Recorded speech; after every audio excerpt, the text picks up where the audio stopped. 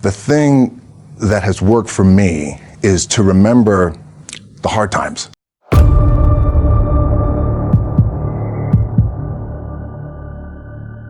I keep my back, excuse my language, my back is up against this motherfucker. Every day, it's against this motherfucker. But it's up against this motherfucker because it's what I believe in. And when my back is against this motherfucker, then there's nowhere to go but that way. That's it.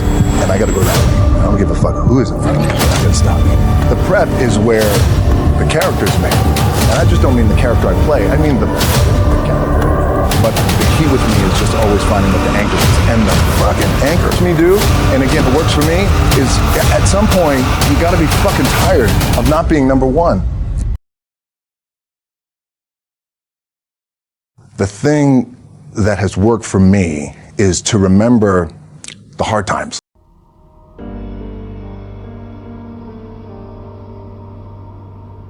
When everybody heard that I was going to come talk to you guys, everybody said, well, what are you going to say? I said, well, I don't know what I'm going to say. I mean, these guys are already successful guys. Like, they're already on top. They're here. They're the Lakers. So then I figured, well, really the two things I want to say are, you got to be the hardest workers in the room and don't fuck the opportunity up. The truth is, I really didn't know what I was going to say because you guys are at the top, right? You made it. Like, you're here, right?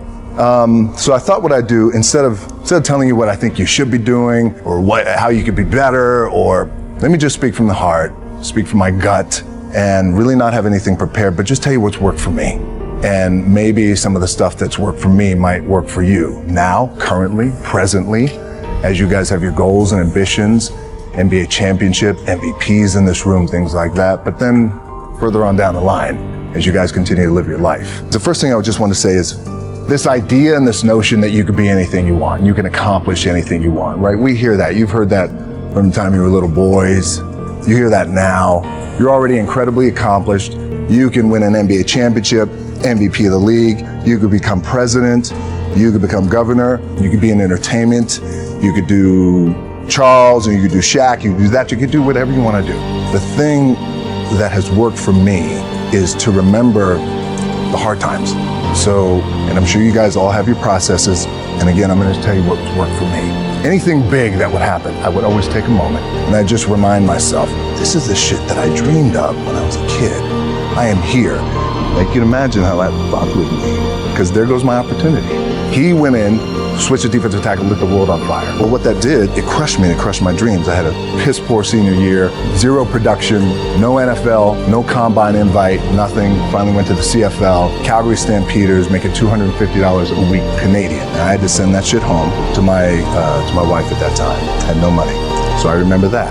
I got cut from Canada. I had $7 in my pocket. And I always tell that story. So now my production company is $7, advertising agency is $7, everything is $7. So I always remember that. What helps me is to keep the hard times in the front of my mind, because it allows me to go into these big moments that I've worked my ass off, and you guys have worked your ass off. It allows me to go into these big moments with a different perspective. What it also does for me, and again, this is what works for me. Like, I keep my back, excuse my language, my back is up against this motherfucker. Every day, it's against this fucking wall. But it's up against this motherfucker because it's what I believe in. And when my back is against this motherfucker, then there's nowhere to go but that way. That's it. So I feel like this could be something, an ideology and mindset that could help you if you look at it that way. Because you made it already. We made it. We're successful boys, and we're lucky boys to be where we're at. Well, you guys made it. Everybody's rich in the room. Nobody's gonna get evicted anymore. Anything you got, there's no more money problems, right? You got a lot of hands out now. Hey, can I get a little bit? Can I get a little bit? Right, that happens. But when you make it, for me, I need this. I need this. So every day, my back is up against this motherfucker. And this is how I operate. Doesn't mean you don't smile. Doesn't mean you don't laugh and joke, right? You're happy. I'm happy. I'm a happy guy. But when it comes to business, when it comes to executing, it's up against this. And I gotta go that way. I don't give a fuck who is in front of me. They're not gonna stop me. The prep is where the character is made. And I just don't mean the character I play. I mean the character in here.